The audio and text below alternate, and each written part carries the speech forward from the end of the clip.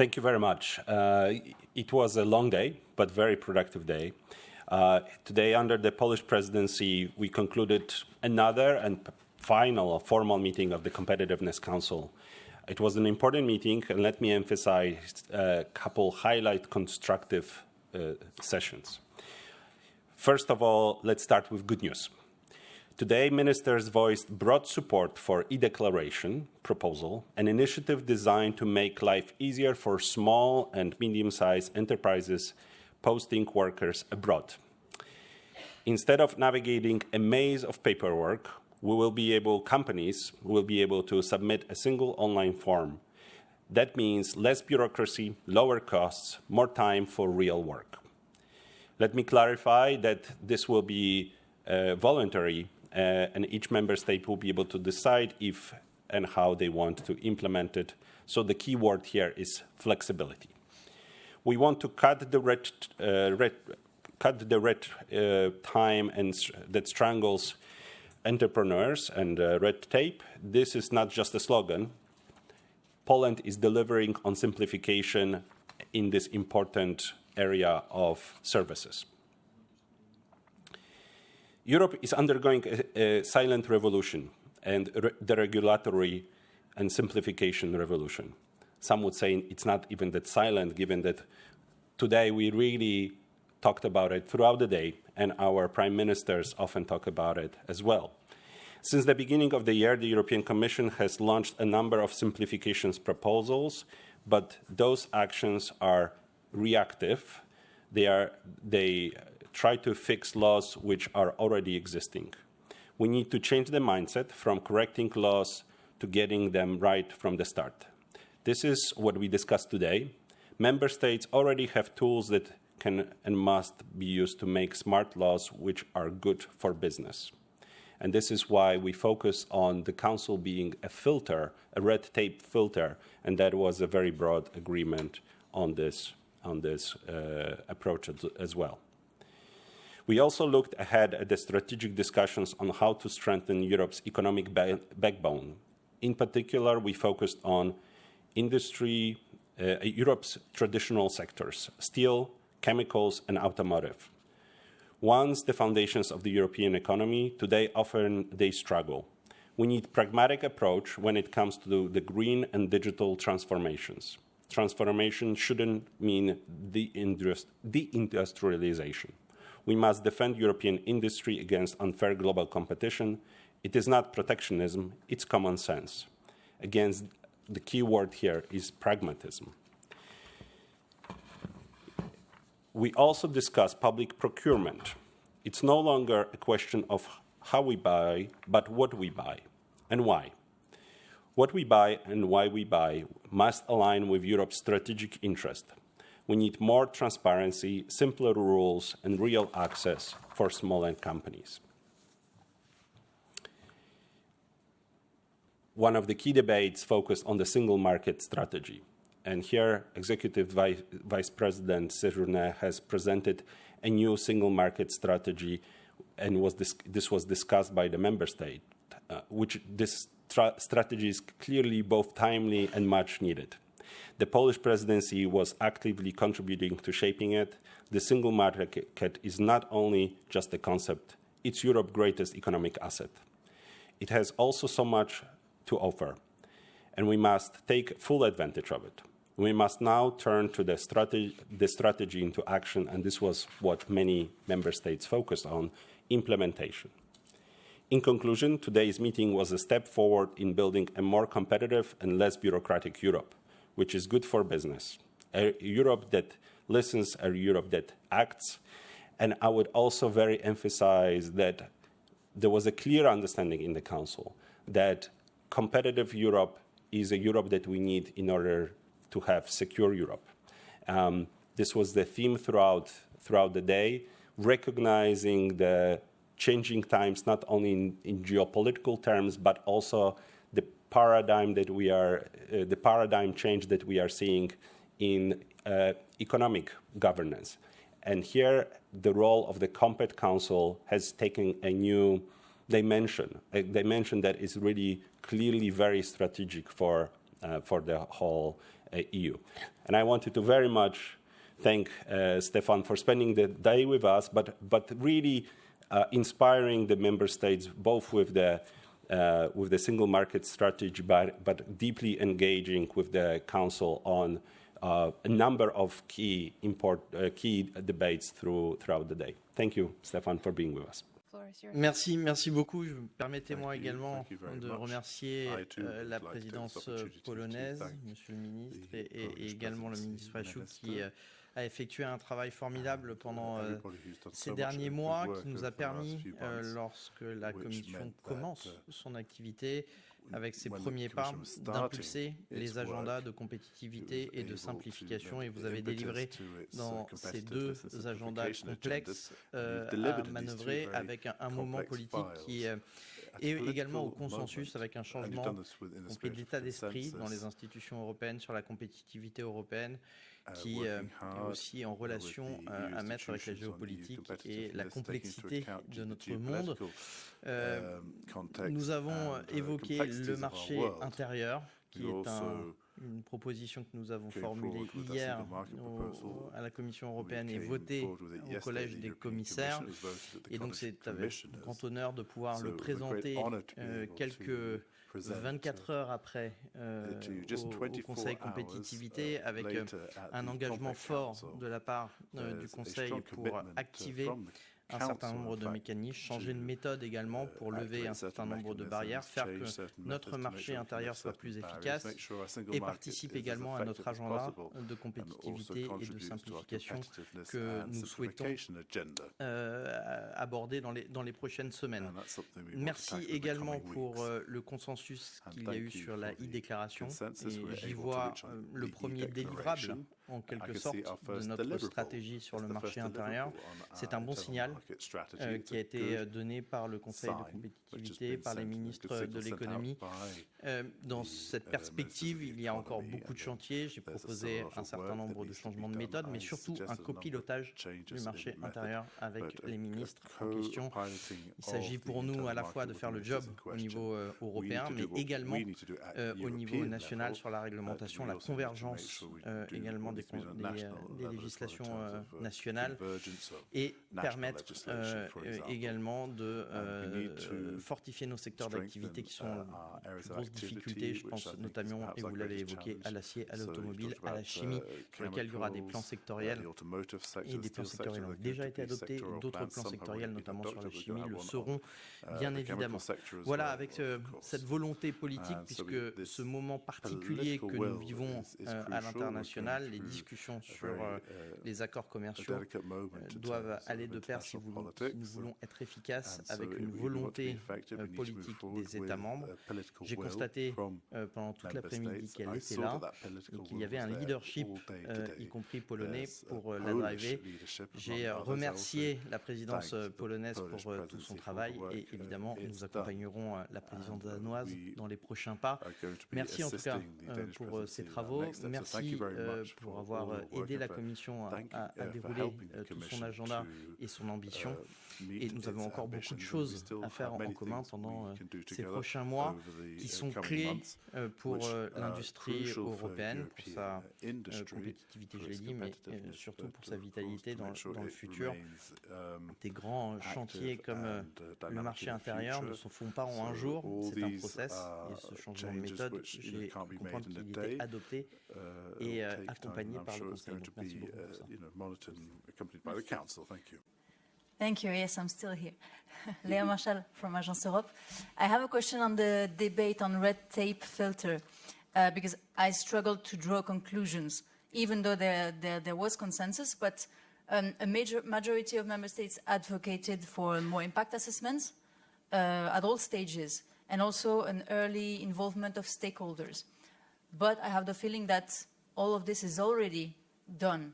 Kind of impact assessments, consultation are part of the Commission work before proposing texts. So can you tell me where the issue lies? Is this job not done enough according to member states? I need some explanation here. And the very same goes for the substantial amendments that you discussed with the member states. I think it's something that is already in the interinstitutional agreement and it has definitions, etc. So should I understand that it's not implemented enough during the negotiation at that stage? And maybe a more political question, do you notice a shift among member states' willingness to negotiate in a more efficient way? Thank you.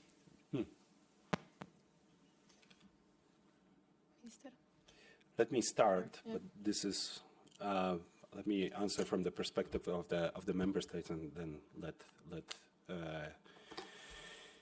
Vice President Séjourné also answer as well. So one, there was clearly, the sense that we have now in the European Council that is focused so much on simplification was also very present when we talked about the red tape. And EU Council being a filter for that. It's true that you could see that there were various ideas. I think one thread that I saw throughout the debate is that perhaps a recognition that we have tools, but that not all of them are used as much as they could. And of course, this is not something that happens, not only something at the moment where the Commission introduces the law, but also later on as it is being adopted and negotiated with the European Parliament, and then even more so implemented at national level. So the mood that you ask about is definitely there, because there is a clear recognition that in order not to be in the need of simplifying in couple years or deregulating in couple of years, we will start now in the right way, so to say. I think here I would probably pass the ball to Stefan on what he draws when it comes to the conclusion to the tools that could be used a little bit better. There was a fair debate over the substantial changes and how to define them, but in terms of the mood, this matches very much the focus of our prime ministers on simplification that we again start at the beginning of the legislative process rather than just at the end. Merci. La Commission s'est dotée depuis le début de ce nouveau mandat de nouveaux outils justement pour faire de l'impact assessment et des mesures d'impact avant justement de proposer de nouvelles législations, que ce soit d'ailleurs les checks PME, le passeport PME, les reality checks qui sont faits sur la base des propositions formulées par la Commission. Ça n'économise pas l'ensemble du texte final, puisque nous avons discuté également des perspectives pour améliorer sur les amendements qui sont faits par le Parlement européen et le Conseil, un check et évidemment des mesures d'impact, puisque certains amendements sont substantiels et il faut regarder la définition de substantiel. Il y a un accord interinstitutionnel entre les institutions qui portent sur ce sujet. C'est du domaine d'ailleurs du co-législateur de décider s'il faut le revoir, s'il faut réorganiser les choses.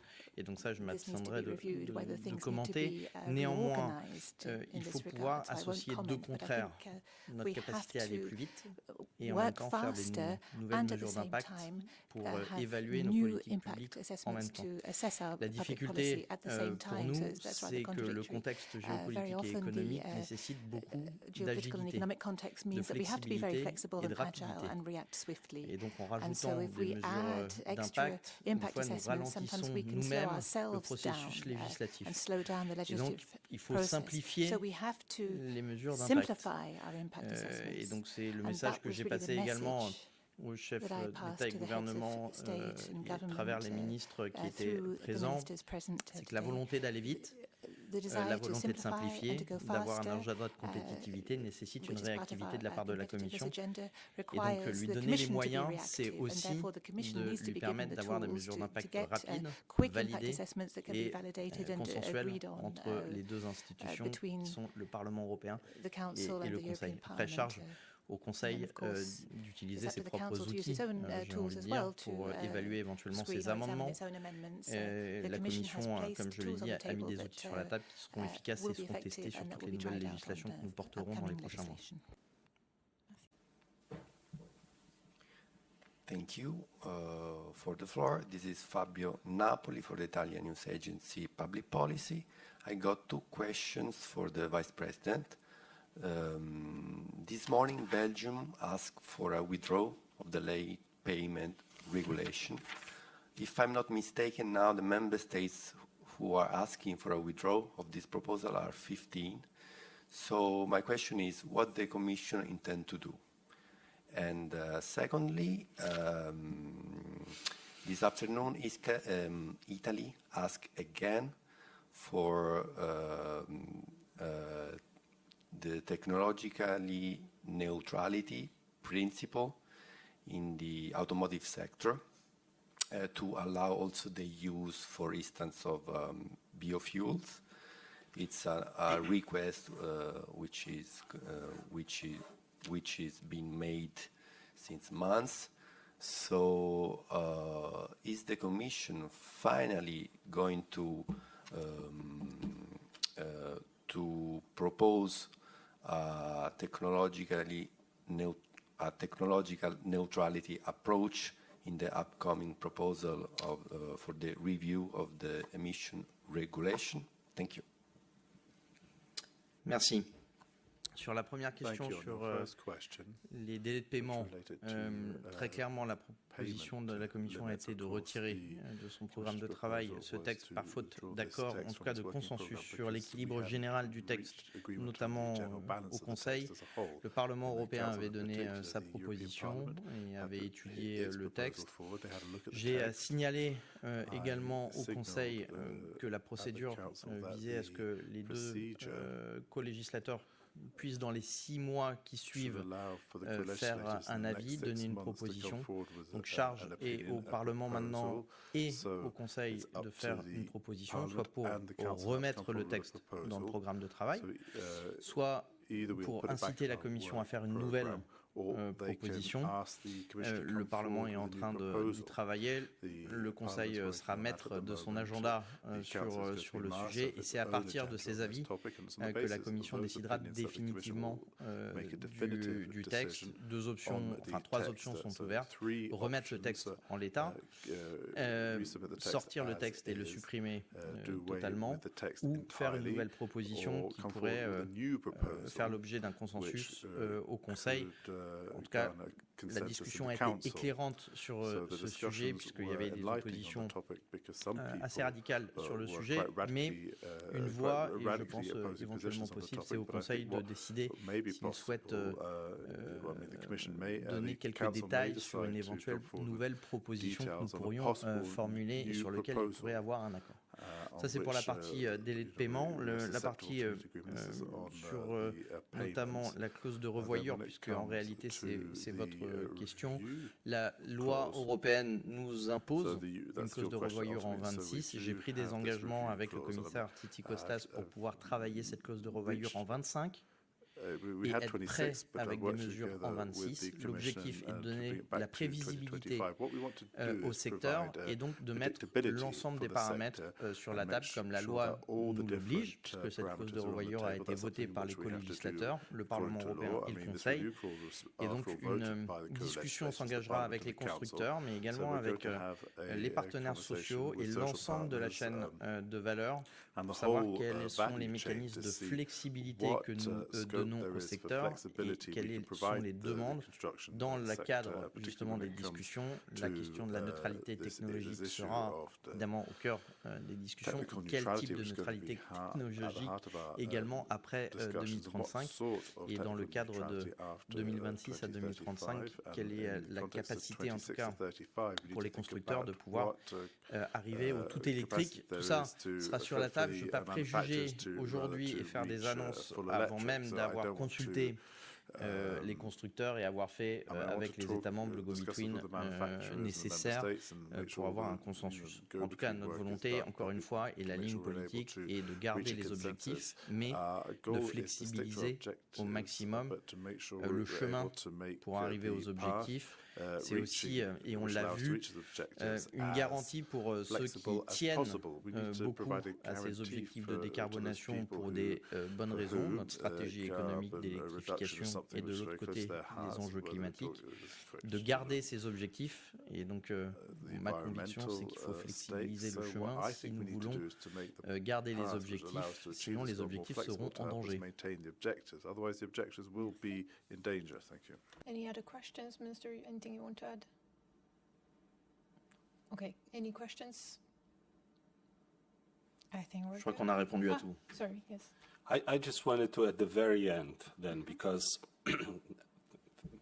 without any further question, given that this is the final compet of the Polish presidency, say big thank you to Stefan, big thank you to the Commission. We also had a very nice sort of a closing, passing of the torch ceremony with the Danish presidency, which in many ways will continue the agenda that is in front of us all of simplification, raising our competitiveness, and making sure that this keeps us safe. So I also want to, besides thanking Stefan, say, thank you to the team, to the Polish presidency team, and also good luck to our Danish colleagues who will take the torch over from us in a short month and 80 days, and who's counting. Okay, thank you very much.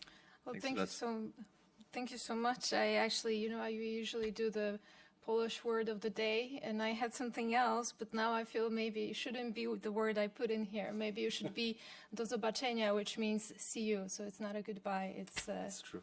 See you later. Do Thank you. zobaczenia. Thank you. Stefan, again, thank you.